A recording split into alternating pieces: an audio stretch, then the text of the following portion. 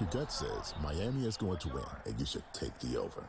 Your gut also said your NFT selfies would only go up in value. They didn't. But your head is on SportsGrid and knows the QB is in concussion protocol. The backup has a 45 QBR listed zone coverage. The New York D has the most sacks in the league. So yeah, trust your head. It's smarter to be on SportsGrid.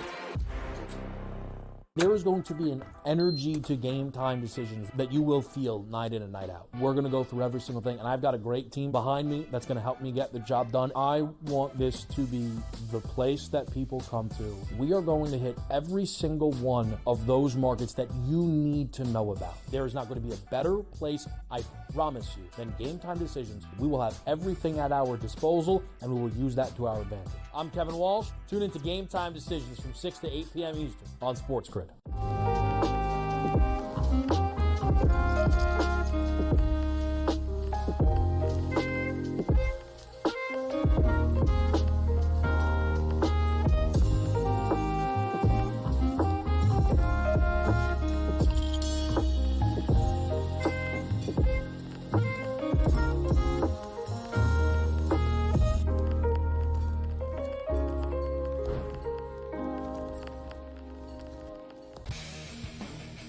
1.81 goals against average, 9.20 save percentage.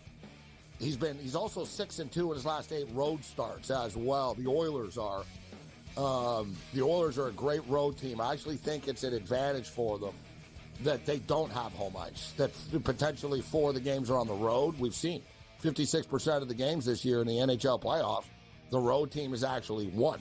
Sports Rage Late Night, only on Sports.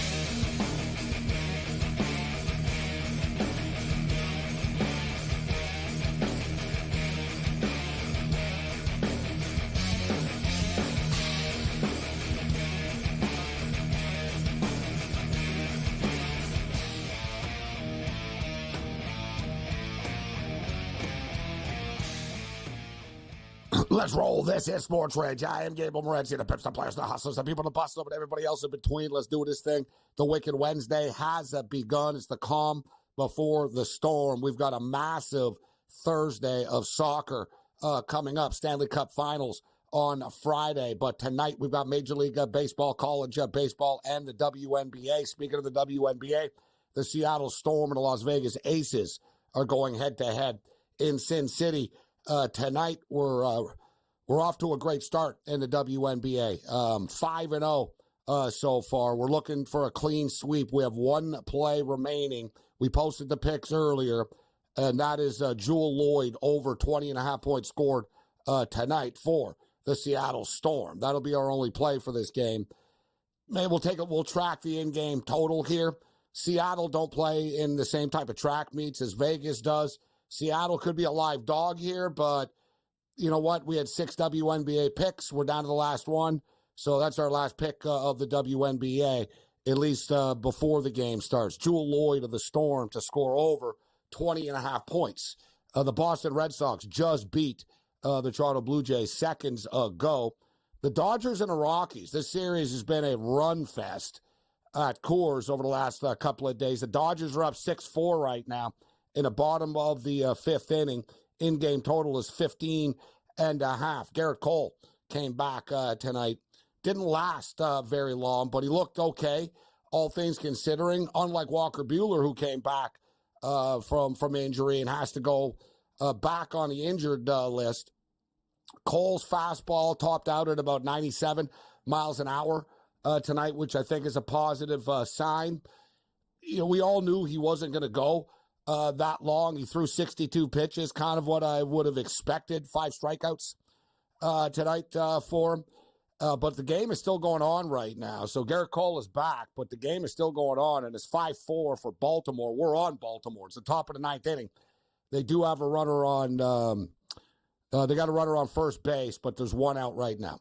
They're up 5-4. They're minus 600 on the money line. If you think the Yankees can come back, they're plus 400 on the money line. College baseball. Before the College Baseball World Series started, our pick was the Tennessee Volunteers. The Tennessee Volunteers have punched their ticket. They're going to the finals. They win, they advance, and they're knocking on the door right now. They were plus 500 before the tournament started. Texas A&M and Florida are playing right now. We're on Texas A&M minus 125. They're winning 5-0 in the top of the seventh inning. We'll keep our eye on this. In-game total is currently 8.5.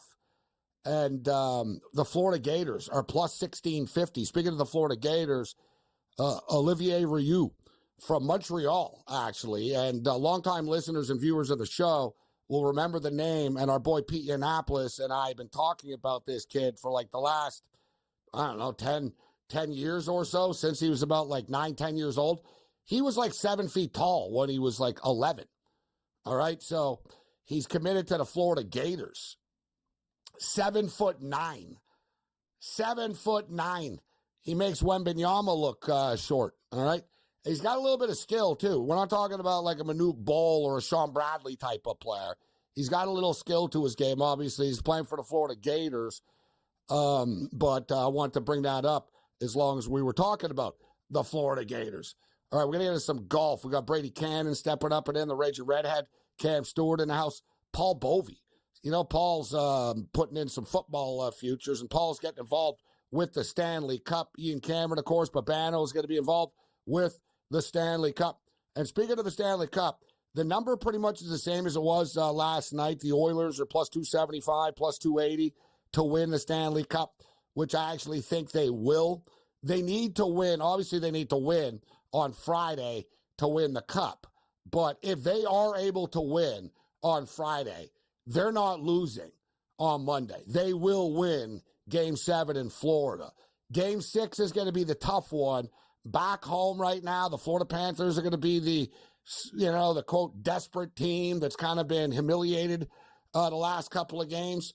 So can't wait for the game on Friday, but it doesn't mean we need to wait until Friday to bet, because we brought this up earlier in the week, and some people, a lot of people rolled their eyes. I said, Connor McDavid could win the Conn Smythe Trophy, the MVP, even if the Oilers don't win. Now it's almost like, get in now on this right now. The thing with the MVPs is the awards, they're voted on by the media. And not everybody in the media is going to tell you who they're going to vote for, but some of them do. Some of them will. So anytime, like, I see the media talking, and normally I tune, some of this stuff out, but anytime I notice any of them talking about the MVP stuff, and I know these guys actually vote on this, so I'm going to shut up and listen to what they're talking about here. It's pretty much done. Nobody on the Florida Panthers has been great, right? Connor McDavid is like next level. McJesus, they're ready to give it to him. Conn Smythe, minus 150. So we'll get into this throughout the evening. It's the Stanley Cup Finals. We have to wait until Friday, but it really could be a special night on Friday. So we've got golf, Brady Cannon in the house with a CFL football is Thursday night. Hard to believe we're already going into week 3. We're off to a good start in the CFL. Unlike a lot of people, like, we don't play around. I know people like, I get a million tweets. Oh, who do you like in this? Who do you like in that? So I just give people a pick for every damn game, right? So we've given a side, a total, and a teaser for every CFL game so far this year, and we're 16-8. Not a bad start through 2 weeks. We look to keep it rolling tomorrow, but Ban will have a bunch of CFL picks for us. Tomorrow, soccer is going to be absolutely lit. You've got Denmark and England. You want a battle of blue bloods. You've got Spain and Italy. And, oh, yeah, the Copa America starts tomorrow for the first time ever in America. And the defending World Cup champions, Argentina, are opening up the tournament against Canada tomorrow night. A spectacular day of soccer, and in fact, one of the most stacked soccer days in the history of the sport, as good as it gets. You got Slovenia and Serbia in the morning as well. Euro Cup continued today. Scotland, a dramatic game with Switzerland. Very, very entertaining match. Ends in a 1-1 draw. I don't know how that game stayed under the number when it was all said and done, but VAR saved the Scots a couple of times. And, the Swiss kind of beat themselves. There was one of those offsides And one of them was just offside. It is what it is. What are you going to do? It's stupid, but, he was a little offside. But it was in the box. I don't understand that. You can't be, it's sort of like offside in hockey. Once you're inside the blue line, you can't be offside anymore. Like, imagine if they started calling offside in hockey from the face-off circle in and, you're behind the defender. If you're behind the defender and you're in the box in front of the net, that's the defender's fault. You're not offside. Right? I think it's a stupid rule. But there was another play when Switzerland got the ball, and it was a great pass, and Buddy scored on a breakaway. The ball went through everybody. He didn't need to jump offside. The ball was coming to him anyways, but he got a little bit too excited. So it ends up in a 1-0 draw. But we'll have a ton of soccer picks for all the action tomorrow. Paul Bovey on the radar here tonight. And Paul's got a bunch of hockey props. So Paul's a man of all seasons, right? He's a man of all seasons. Getting involved in some Game 6 player props and series props moving forward. We'll get into these numbers tonight. As far as the Aces and the Storm are concerned, it looks like it is a storm so far in Vegas. Pretty hot start, 27 points in the first 5.5 minutes of this game. In-game total is bloated up to 174.5 right now. As a lot of these Western Conference and West Coast WNBA games have turned into track meets in the late night hours. Let's roll. This is Sports Rage. Bring it.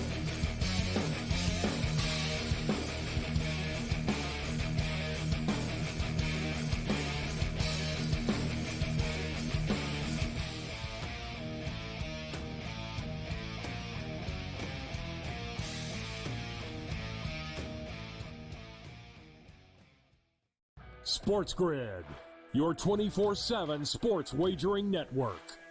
Fantasy sports today. Can he be a guy that's really useful in your fantasy rotation? I think the answer is yes. Game time decisions. I'm going to lose the bet because he's injured again. Betting above the rim. He's got a broke J. That's all there is to it. He's got no confidence in that jump shot. My thing you've always heard me say on the network is you're either winning or you're rebuilding. In-game live all access. Wondering when that was going to happen, and the answer is it just Sometimes did. the bigger guy will have the advantage. Well, if the little guy can move, Joe, it's hard to hit the little guy sometimes when you're a big boy, right? In-game live, prime time. 40-1, I'm going to take a little flyer on Justin Rose. In-game live, overtime. As you sit here and listen, watch right now, you may want to consider placing that bet. It's smarter to be on SportsGrid. He went bogey, double, par, birdie, bogey. Thomas Dutri's all over the place here today. This golf course is so volatile where it can make you look like a fool in just a matter of minutes. And, you look at a guy like Thomas Dietrich. He's right there tied for the lead or whatever it was, and now he's 4 or 5 over in the wink of an eye. In-game live, all access, only on SportsGrid. This new sports integrity partnership, Genius Sports, is involved in this. More protection. They said that's going to allow them to beef up their protection and add more integrity monitoring tools to essentially catch bad behavior before it happens. This comes, obviously, after a just ton of scandals we've had across sports betting lately, whether it's the MLB umpire, Pat Hoberg. Newswire, only on SportsGrid.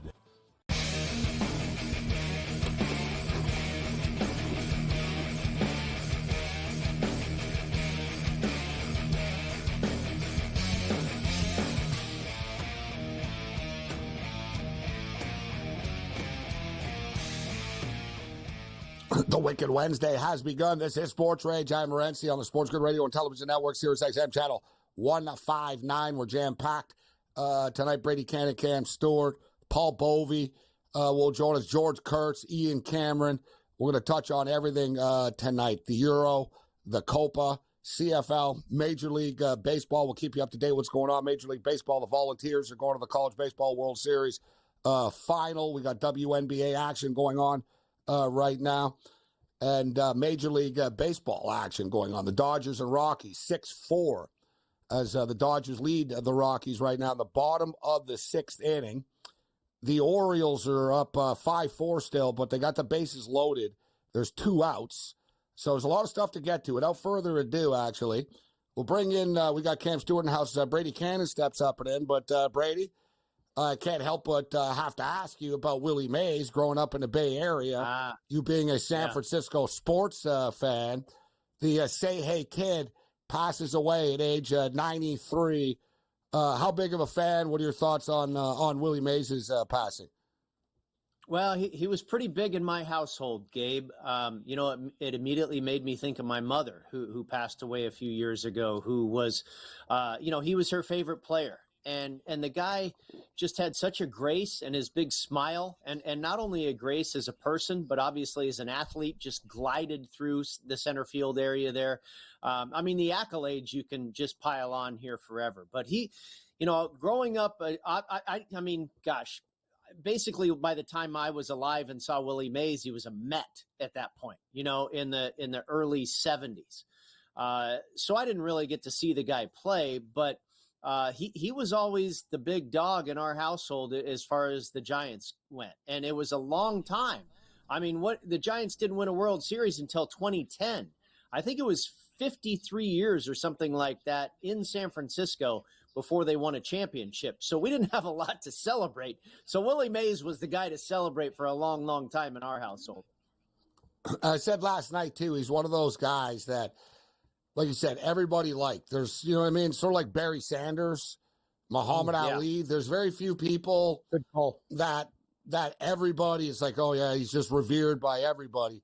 And I couldn't believe it. I saw the video of Vin Scully meeting him for the first time. And I can't believe that him and Vin Scully never met until like 2016 or something like that. That is crazy. Yeah, and I retweeted the video, and Vin is in the press, he's in the booth, and he turns around, and Scully's like, oh my God. And it was interesting to hear Scully say, and he kind of said it lower, he goes, I got to tell you something. You've always been my favorite player of all time. And he goes, even though you were always wearing the wrong colors. And Willie sort of chuckled. That's awesome. And then Vin leaned in and he goes, and for the record, you're also the greatest player that I've ever seen play or ever called. And it's a great little video. That's awesome, man. Yeah, that's really super cool. And then Vin even goes, I wanted to ask you about something. And it wasn't the catch. It was another catch. He goes, do you remember once that you hit your head on a concrete wall? Oh. And you hung on and the ball was lying on your chest and your teammate came over and showed it. And he's like, yeah. And he goes, yeah, bases loaded, right? And we're talking about a play literally in 1951 or something, right? He's like, what, bases loaded, huh? And he's Ebbets Field, huh? And he's like, yeah, Ebbets Field, bases loaded. And Willie remembered it and then recited the story. And then Vin, great little, it's only like a 3-minute clip, but it's just one of the amount of baseball history and knowledge in that. All right, so we go from Willie Mays. I did get to see him a little later. Right out of college, when I started covering all Bay Area sports, I was in the Giants locker room a few times, and I did see him around once or twice, because he was Barry Bonds' godfather. Never really got to say hi to him or anything, but that was cool to see he and Bonds together too. What about Frank Robinson as a kid? Did you see Frank Robinson? Oh, yeah, and that was before I was I guess in the he was media, the manager. He was the manager, I guess, when you were the kid, right? When you were a kid, yeah. Some people don't realize how good that guy was. MVP in both. That's what I'm bringing. Yeah. He was a monster. The only man to this day that's been, and also until the steroid era, he was ranked 4th all time in home runs. He was right up there. Yeah. And I got to know him pretty well, and it bothered the hell out of him. You know what I mean? It really did. He was these son of a bitches are erasing me in the history books. He was not happy. He told me, he was think I had steroids in the 60s. There's no steroids. Because I hit the damn ball. He was how hard that is. He was so bitter. He was like a poor man's Hank Aaron. Yeah. Except even more dynamic in the sense as far as a player. And also, one quick thing too about him, first black manager actually, right? You have Jackie Robinson as a player. Think about how long it took. With the Giants, or was it with the San Francisco. Yeah. So it took all that time. He did play for all that time. I got to know him because he was manager of the Expos in the final years that I was the post-game show host. So I just used to sit in his office, and I saw, like, I could tell how angry he was, right, about everything. So, yeah, I caught on early, like, just don't upset this guy, Cam. I was like, just don't, like, so I just sort of sat there, like, you know what I mean? He was a tough everything. He was, yeah. Like, really, especially when he was older, he'd be like, what do you know? You think you know something? And he would, like, challenge people. And I would sit there and I'd hang out, but he used to talk football with me because he knew I'd bet on football and stuff. And he'd be like, hey, you want to hear a story? But he was best friends with Al Davis. He showed me pictures about how, he goes, look, I was sitting in the owner's box with James Garner, the Rockford Files, and Al Davis. Yeah. Like, he still looked like he's got a Super Bowl ring from Al Davis and stuff. Like, he was real deal, but another Bay Area legend in Frank Robinson. So we go from Willie Mays, who was beloved by everybody, to a Bryson DeChambeau, who was despised by everybody, but is suddenly Captain America. Like, he's the most, that's the way golf works. You win, baby. It's good. You win, and then suddenly whatever, it doesn't matter. It reminds me a lot of what he's doing a little bit of Phil Mickelson. When Phil used to, like, give Super Bowl tickets to people and, like, sign everything and be captain, like, buddy to everyone, and behind the scenes, they were like, he's such a phony.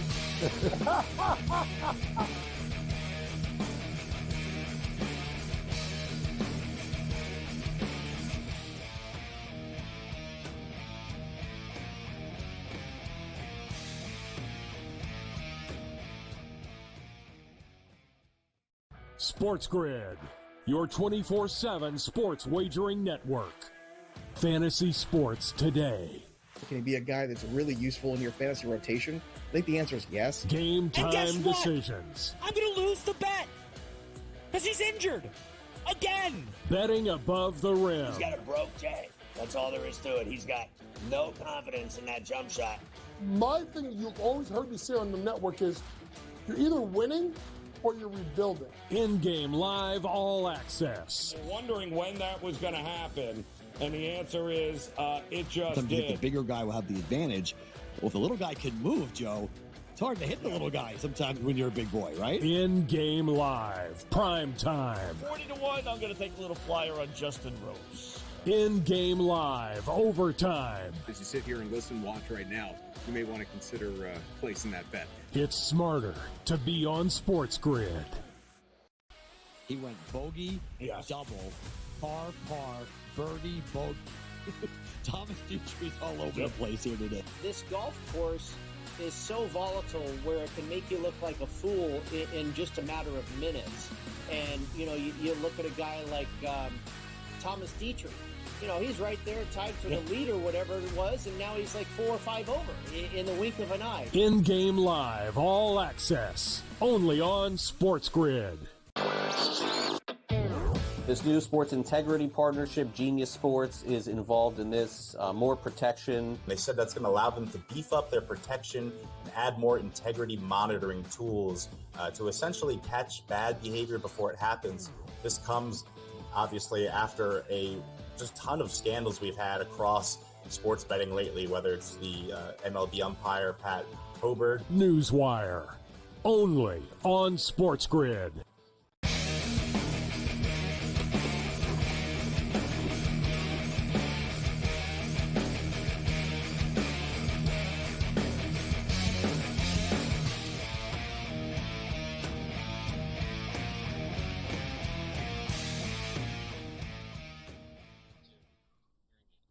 All right, let's roll. So we're talking about Bryson DeChambeau as we went into the break. Congratulations to him.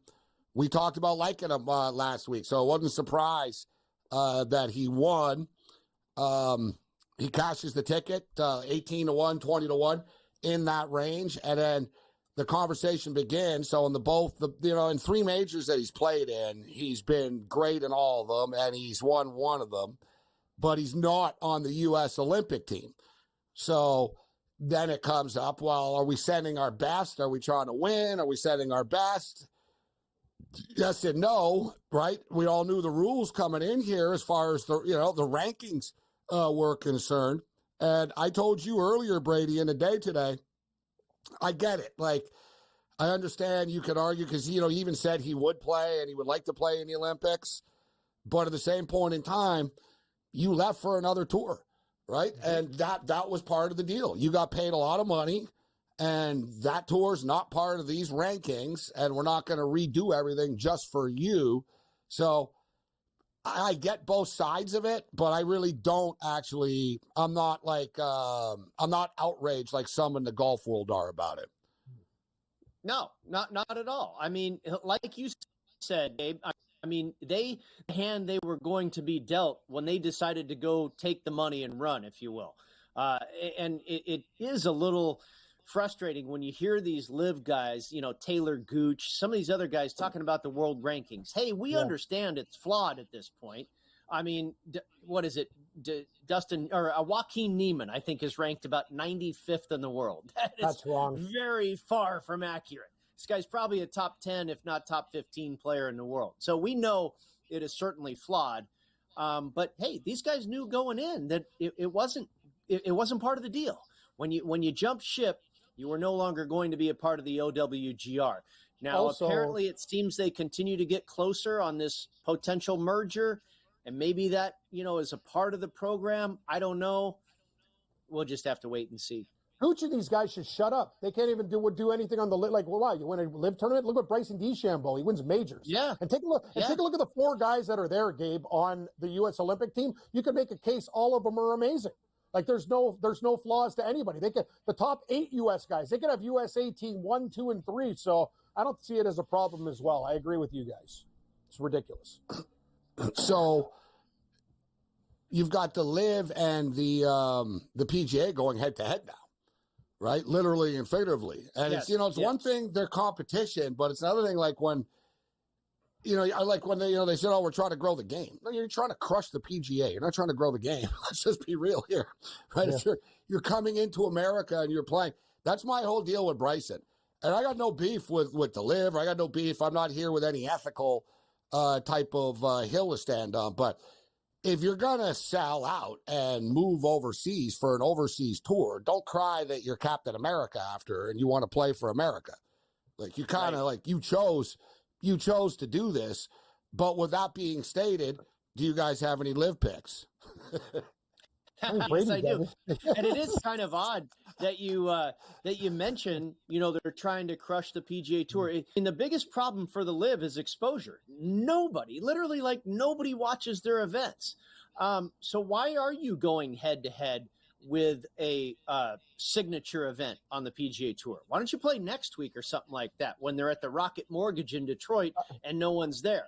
Maybe, I don't know. Anyway. I do, Brady. I watch it, Brady, because it's on with all the old shows that Gabe's like Mannix and stuff, like the channel like Me TV in Canada. Literally, they picked up Live. So I'm like watching, you know what I mean? Alfred It's on the CW network. Yeah. It's on Hogan's Heroes, followed by Live Nashville. Exactly. Coming so up it's next. Hey, sure, I'll give it a shot. Why not? I'm watching. I think the problem is you have great golfers in Live. No one can dispute it. No. But it's like Disney on ice. It's not fully real golf. So it's hard to quantify. Like, you know what I mean? You can't give rankings for it. So what do you guys, So you won the DJ Tiesto first 9 bonus points. Like, what the hell? We don't even know what anyone's doing there. It's like part rave, part golf tournament and stuff. And I don't know, people are having fun with it, but I can't buy into the rankings part. I got to be honest, though, it's like wrestling. It's like Monday Night Raw and Nitro and stuff. Rivals are good. People are talking about golf, honestly. But I don't think it's good when you're both in America, literally going head-to-head, playing at the same time. And I think anybody that took all the money and actually wanted to use the line about grow the game, let's just be real. It wasn't about that. But we'll get into some picks. The Travelers, we got a women's major this week, too. Yes, I have a pick for that, too.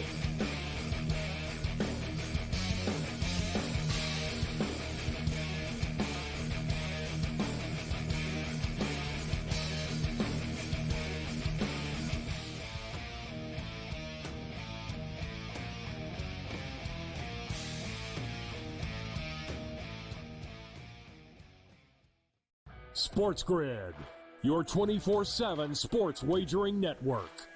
Fantasy sports today. Can he be a guy that's really useful in your fantasy rotation? I think the answer is yes. Game And guess time what? decisions. I'm going to lose the bet because he's injured again. Betting above the rim. He's got a broke J. That's all there is to it. He's got no confidence in that jump shot. My thing you've always heard me say on the network is you're either winning or you're rebuilding. In-game live all access. Wondering when that was going to happen, and the answer is it just Sometimes you think did. the bigger guy will have the advantage. Well, if the little guy can move, Joe, it's hard to hit the little guy sometimes when you're a big boy, right? In-game live, prime time. 40-1, I'm going to take a little flyer on Justin Rose. In-game live, overtime. As you sit here and listen, watch right now, you may want to consider placing that bet. It's smarter to be on SportsGrid. He went bogey, double, par, birdie, bogey. Thomas Dietrich's all over the place here today. This golf course is so volatile where it can make you look like a fool in just a matter of minutes. And, you look at a guy like Thomas Dietrich. He's right there tied for the lead or whatever it was, and now he's like 4 or 5 over in the wink of an eye. In-game live, all access, only on SportsGrid. This new sports integrity partnership, Genius Sports, is involved in this. More protection. They said that's going to allow them to beef up their protection and add more integrity monitoring tools to essentially catch bad behavior before it happens. This comes, obviously, after a just ton of scandals we've had across sports betting lately, whether it's the MLB umpire, Pat Hoberg. Newswire, only on SportsGrid.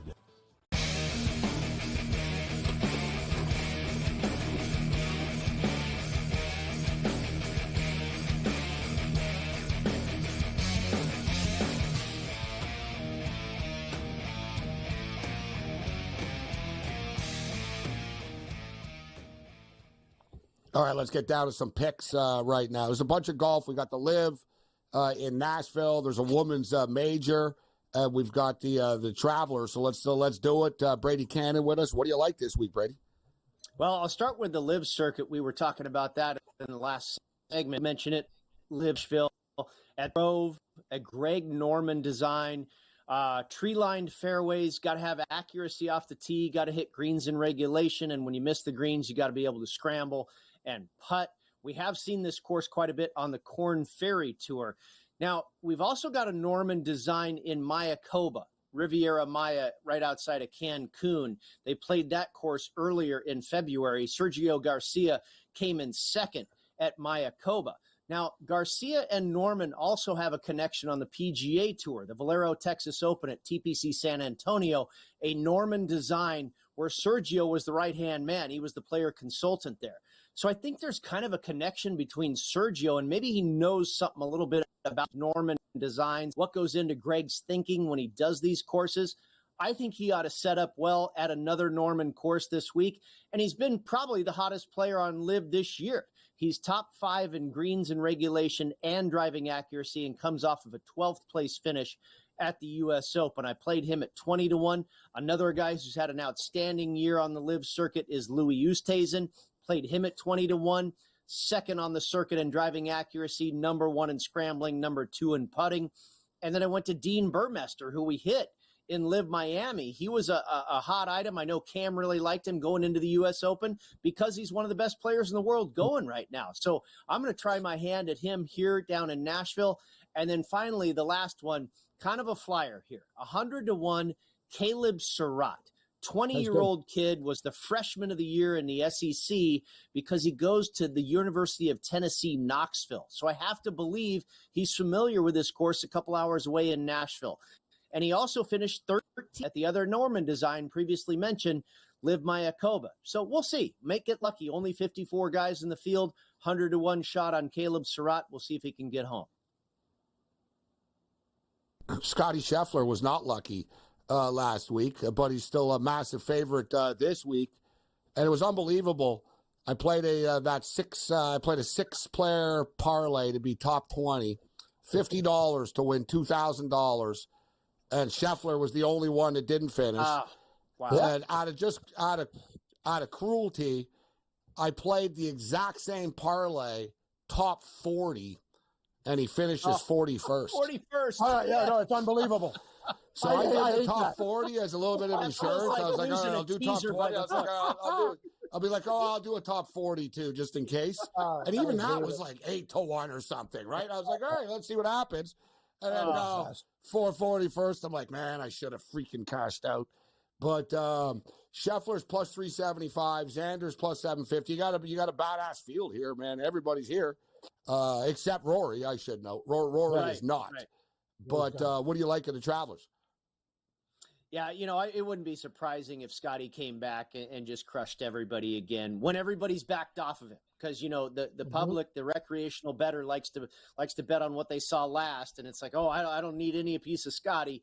But I didn't bet on Scotty either this week. I think that disappointment is probably going to linger for a minute. Nobody really expected him to perform the way he did. So I went really with guys that were very hot picks last week and all performed very well. And I think this is a similar type of golf course, different in size and length and everything. But I think the skill sets that you need are very similar. Driving accuracy, hit greens in regulation. This will be a birdie fest. We got to 23 under par last year, 19 under par the year before.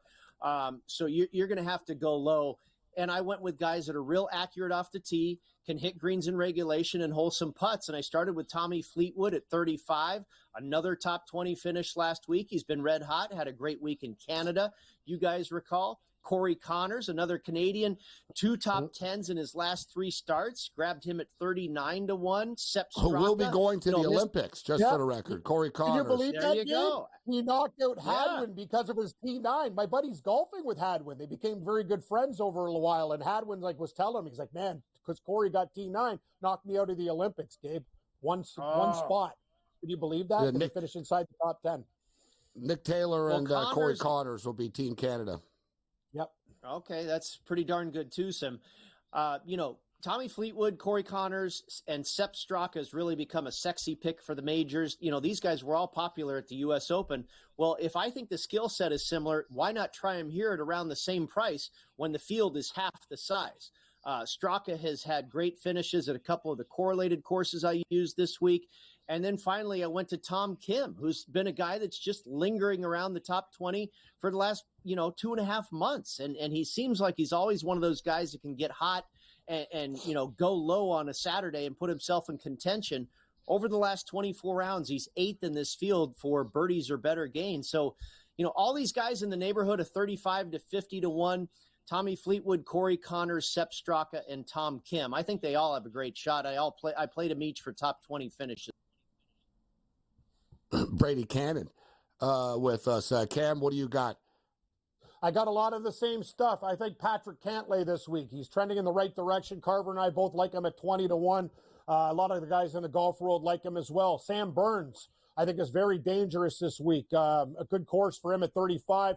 Brian Harmon fits all of my check marks. I know Brady knows he can get it around here. Very short course, too, Morency. Don't be surprised. A lot of guys, small ball hitters, will be in the mix this week, so we could have like an 80 to 100-1. Sepp Straka, Brady, that's where we read each other's mail. JT Poston to me is not that's a crazy price to me at 80-1 on a guy that'll do really, really well here. And Andrew Putnam is my super bomb of the week. Putnam, this guy can play. Like 200-1, Morency. Oh, yeah. I couldn't believe it. God, I'm like, give me 100, I'll take 200. Andrew Putnam, I love him for a top 40 as well this week. Hey, at a local book, Gabe, out here, the Superbook, the Westgate Superbook, a very sharp store. Jeff Sherman, my buddy, told me earlier today that he has seen a lot of sharp play on JT Poston. So good move there, Cam. I don't know. Let's hope he does well just because of sharp play. I want some returns. Oh, yeah. I'm like, but I mean, it means some smart people are in agreement with you, No, I think he's mispriced at 80. Gabe, I got first round leaders too, but we have my section with Babano and his 100 golf picks later on with his golf guy in the final hour. So I'll save those. We always have a good laugh. Before we get you out of here, Brady, the Stanley Cup Finals. Any concern yet that the Edmonton Oilers are going to pull off the first ever 3-0 comeback in NHL history in the Stanley Cup Finals? Yes or no? Yeah, the Panthers or Oilers? The sphincter starting to pucker a little bit over here with the Florida Panthers on the end of a parlay. I've already got the Boston Celtics home. Now I just need the Panthers to get home. I do think it's still going to be the Panthers. But, I heard you talking earlier, Gabe. I think they have to get it done here on the road in Edmonton in Game 6, because you go back home with the pressure of a Game 7 on your home ice and the expectations from your home crowd. I think that's even more difficult than getting it done on the road in Game 6. Oh, I agree, and I think that's why I think this is the toughest game for Edmonton right now is actually the Game 6. Not to dismiss the Game 7, but it's going to be hard for Edmonton to match that intensity that they just played with on the road. The Panthers are definitely going to be a much hungrier and focused team. They've had 2 cracks at the cup right now, and both times they got caught up in it. The first time they got lit up 8-1, but now they got, it happens again to them. And I guarantee you, we're not going to hear about their wives and the parties and about everything that they're planning after games anymore. I think, the focus will be back. But the fact of the matter is, Connor McDavid's hot right now. The best players save the best for last. And he's saving the best for last. He really will be McJesus if he pulls this off. And I say he does. I do think that play by Tkachuk at the end could possibly serve as a little bit of inspiration for Florida. That was absolutely an incredible play to save that empty netter. And maybe let's not forget, Edmonton scored 2 seconds after anyways. Yeah, I know. So it's like stopping on the cliff and then falling. I love you, Brady.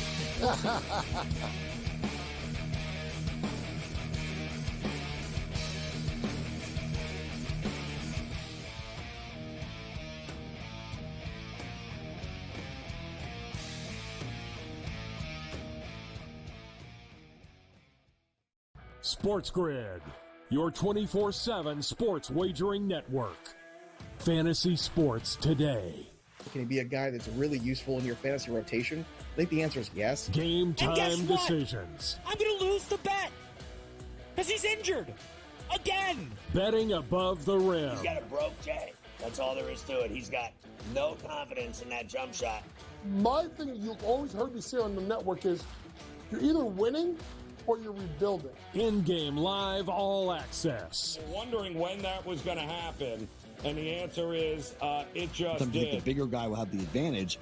Well, if the little guy can move, Joe, it's hard to hit the little guy sometimes when you're a big boy, right? In-game live, prime time. 40-1, I'm going to take a little flyer on Justin Rose. In-game live, overtime. As you sit here and listen, watch right now, you may want to consider placing that bet. It's smarter to be on SportsGrid.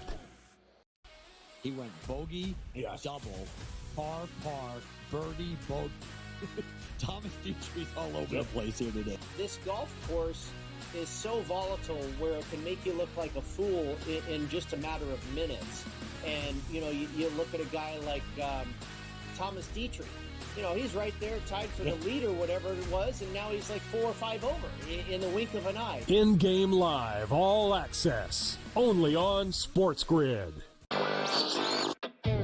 This new sports integrity partnership, Genius Sports, is involved in this. More protection. They said that's going to allow them to beef up their protection and add more integrity monitoring tools to essentially catch bad behavior before it happens. This comes, obviously, after a just ton of scandals we've had across sports betting lately, whether it's the MLB umpire, Pat Hoberg. Newswire, only on SportsGrid.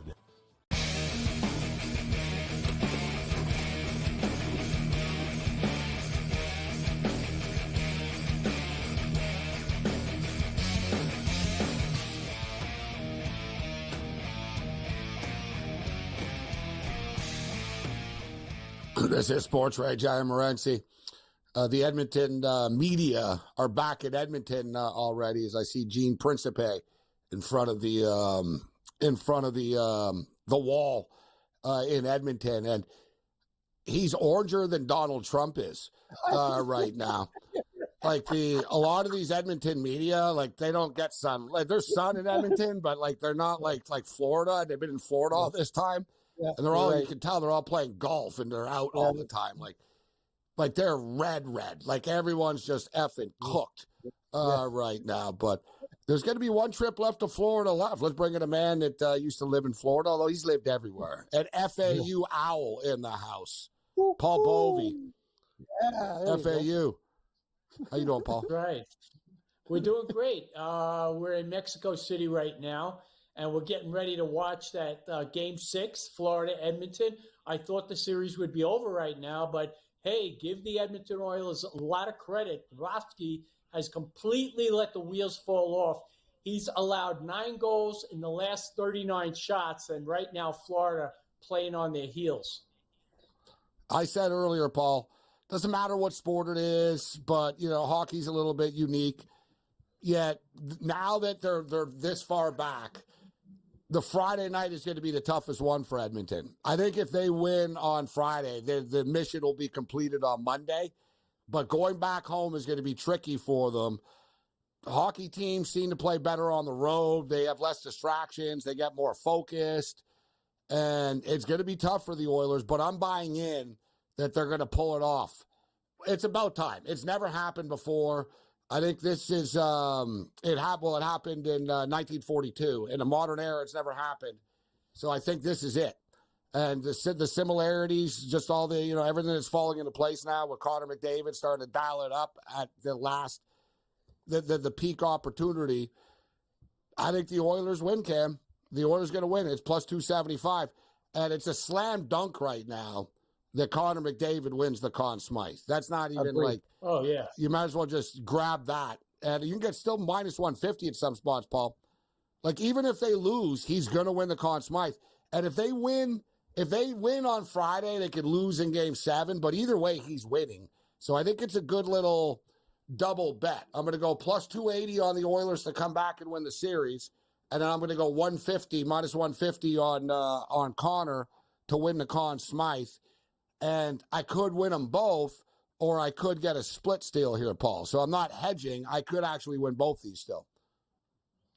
Yeah, you could. I can't go against the Oilers right now. That's a raucous crowd, and even though you say Florida might have an advantage or would be better off closing it out here rather than going to a Game 7, I just can't go against Edmonton right now with the way the goaltending is going for Florida. Goaltending is a lot of mental, and right now, Borowski doesn't look like he has it. So I last night, I got 2 nights ago, I got a little lucky, and I took the last night. I got a little lucky, and I took Edmonton on the puck line. I thought there was a lot of value there. So I actually got out of the series because I'm still in with Florida minus $1.30, but I went puck line last night. Didn't need it, but laid what I felt was a fair number. But I think right now you're looking at a closer game when they play on Friday, and a puck line might make sense here and taking the Florida Panthers. Cam, what are you going to do on Friday with the game? Well, Gabe, I guess we used to host a show, Game Time Decisions. I have a lot to be made because I'm like Paul. I have Florida at minus 120 and 125 in the series on my books for big cash and parlayed with the Boston Celtics. So I got to think, is plus 280 going to be worth it? If I can get a 280 in my pocket, I know what I did. Morency was stupid when you said they were going to come back and stuff. I should have got it at a better number, but I'm like, Florida's going to win. Florida's going to win, and now I'm scared. So I have a lot of math to do. Florida's still my bet. I got to work things out, but at plus 280, you could take a nice saw, and if I get that, I'm in the great position heading into Game 7. But I'm like you, Morency. I don't like the hedge right now. I like Florida at the start, and I feel like a wimp getting out of it, but I am scared. Not going to lie. The Oilers have been hot. And I saw it, Paul, firsthand with the Oilers against the Vancouver Canucks. I went to 2 of the games in the series. I was at the Game 7. I was at the Game 1 or Game 2 and Game 1 and Game 7, whatever the hell it was. Whatever. I was at 2 games in the series. And they got better. Like the Oilers were like from Game 6 and Game 7, it was like, oh, damn, this is sort of like what this is when they're good. They remember what they did to Dallas, same thing. As the series went on, they dummied Dallas like in the last couple of games. They went into Dallas, they played like a dominant, perfect game. They went back home, they punched them in the mouth again. When the Oilers get hot, like, let's not forget, guys, this is a team that won 16 games in a row this year once. Yeah. Right? Like, this team, like, they've gone on runs. I brought it up earlier in the week, and everyone thought then, oh, it's just numbers you're hanging on to. I brought it up, Paul, three times. They had a 3-game losing streak this year. They had a 5-0 run, an 8-0 run, and a 16-0 run after the 3-game win streaks, losing streaks. Incredible. Yeah, so like, why can't they do it again?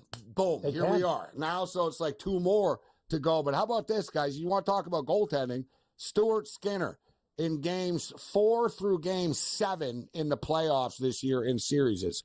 His record is 9-0 with a 1.56 goals against average, a .938 save percentage, and he pitched 1 shutout along the way. And that's just not him. That's the Oilers. So the Oilers are 9-0 in elimination games in the playoffs. They really do get better as the series goes on, Paul. I'm telling you. Yeah, and he's the hot guy right now. 65 shots, only 4 goals allowed. So big advantage there for Edmonton. Offensively last night, they were the aggressor late in the game. Florida definitely put a lot of pressure on him, but he responded, didn't give up that tying goal. And it's a very compelling series right now. And yes, we could be looking at history being made. It's very possible. By the way, when was the last time in an NHL playoff series that a team came back from 3-0? 1942. And won? It only happened once. It's happened 4 times in NHL history, but in the Stanley Cup Finals, it's only happened once. 1942 Toronto Maple Leafs. Okay, last time in the playoffs.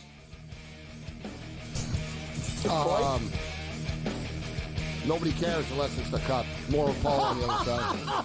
Yeah, where the hell?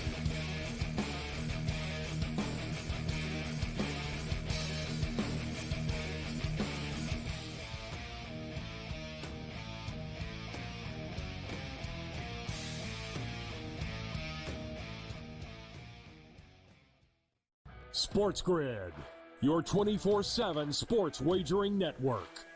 Fantasy sports today.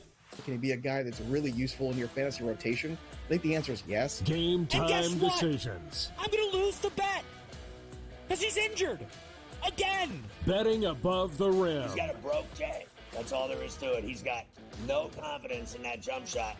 My thing you've always heard me say on the network is you're either winning or you're rebuilding. In-game live all access. Wondering when that was going to happen, and the answer is it just Sometimes did. the bigger guy will have the advantage. Well, if the little guy can move, Joe, it's hard to hit the little guy sometimes when you're a big boy, right? In-game live, prime time. 40-1, I'm going to take a little flyer on Justin Rose. In-game live, overtime. As you sit here and listen, watch right now, you may want to consider placing that bet. It's smarter to be on SportsGrid. He went bogey, double, par, birdie, bogey. Thomas Dietrich's all over the place here today. This golf course is so volatile where it can make you look like a fool in just a matter of minutes. And, you look at a guy like Thomas Dietrich. He's right there tied for the lead or whatever it was, and now he's like 4 or 5 over in the wink of an eye. In-game live, all access, only on SportsGrid. This new sports integrity partnership, Genius Sports, is involved in this. More protection. They said that's going to allow them to beef up their protection and add more integrity monitoring tools to essentially catch bad behavior before it happens. This comes, obviously, after a just ton of scandals we've had across sports betting lately, whether it's the MLB umpire, Pat Hobert. Newswire, only on SportsGrid.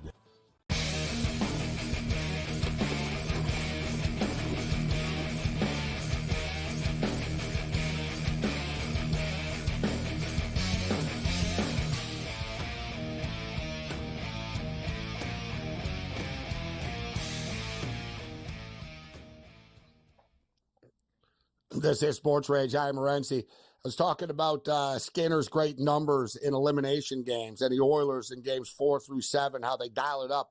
Give credit to their coach, too. A rookie coach. But Knobloch, same thing. As series go on, he really starts to figure things out, and he does change things up. Like a lot of teams, and I want to get Paul's take on the NBA. Feels like it was an eternity ago, but it's only like 48 hours ago. But Jason Kidd never adjusted. Like, Knobloch will adjust and go, all right, listen, this isn't working. I'm going to switch this lineup. We're going to match this guy up with this guy instead because I'm not liking what I'm seeing here. And he has done a great job with this. But you brought it up, Paul. Bobrovsky, since the third period of Game 3. So it's been a little while now. You can't just say, well, he had a bad period. Since the third period of Game 3, he's got a .756 save percentage. All right? Like, basically, so, and that's unheard of. Like, you'll get 5, like, that's the worst save percentage in history or whatever. Like, so in other words, it's crazy that you can break it down in a goal term this easily because it's so bad, but they're basically going to score like 2.5 times, like out of 10. You know what I mean? Like, you got a 25% chance here. He's checking in at 75%. It's pretty crazy. Like, I don't know if he can refine himself. Like, if the Oilers get to him again early, the Panthers are screwed because you can't really, like, go with someone else, and he's rattled. The Oilers are going to beat him on Friday. I'm buying totally in. We're going to 7 games. It's going back to Sunrise, Florida, one last time. Could be. Wouldn't put it past him. I love that answer. That was the best. Could be. All right. We'll put it past him. I'm with you, Paul. Like, I'm on Florida too, buddy. I'm like, yeah, there's concern. Big time. Panther concern. There is concern. All right, there is concern. I do think Panther to a pussycat. I do think Florida will be much more aggressive from the start, and I would take them over a half a goal in the first period. I think they will score a goal. And you probably lay about $1.15, $1.20 on it, no more than that. So that's how I would play it. Yeah, first period is going to be critical. I think Edmonton are going to ambush them again. I think Edmonton are going to come out flying and just punch them in the mouth. I actually do. I think it's going to be just a big-time party in Edmonton on Friday once again. But, they still have one more game to go. I'm a little bit, I would be cautious, though. Just my own personal opinion. I get, the Panthers, whatever. The Panthers are going to be the ones who are going to have to worry about, like, an original avalanche early in the game. Like, that crowd is going to be the most fired-up crowd. That anthem is going to be the loudest, craziest anthem in, like, the history of hockey. The Oilers are going to be fired the F up early. But Florida could make them pay. Edmonton could that's what happens to home teams. Exactly. They get excited. You make a mistake. You get caught. You know what I mean? The defenseman gets caught pinching. A lot of bad things can happen. I can't wait for this game. I wish it was tomorrow night. So I brought up I was just going to say, just remember, Edmonton has more pressure on them because Florida still has a game in their back pocket. So they can afford to come out and be very aggressive, knowing that they fell behind by several goals early on because they weren't aggressive. So I think you're going to see the Florida Panthers of the second period and the third period. You're going to see them show themselves in the first period on Friday night. Now, I think you're going to get a goal out of it. I can't wait. See how this plays out. Amazing. I think that the Edmonton Oilers right now, the momentum that they have, and the confidence that they have on offense right now is just going to be a little bit too much. The Panthers can't keep up if the Oilers start scoring, and we're seeing this right now. Like, the Panthers need to play like a 2-1 hockey game. You know what I mean? They need to shut Edmonton down completely. But if Edmonton get going at all, we've seen Florida just, quite frankly, cannot keep up. They've been outscored like 15-2, man, in the last like 8 periods now. Yeah, it's like, pretty it's really. It's one game 8-1. Well, one game 8-1, and you know how these games at 3-0 go. You fall behind a little bit, and you say, "To hell with it. We'll just get to the next game." Yeah, and how did they react after they lost 8-1? They were down 3-0. That's the concerning thing to me. Yeah. Usually you come back when you lose a game, and you come back and that's a good point. That's the problem. That's the problem. I'll tell you one thing, Paul. They got to weather the storm in the first minute or two of the game when Edmonton goes nuts. If Bobrovsky lets in a cheap goal, we got big problems, buddy. Big problems.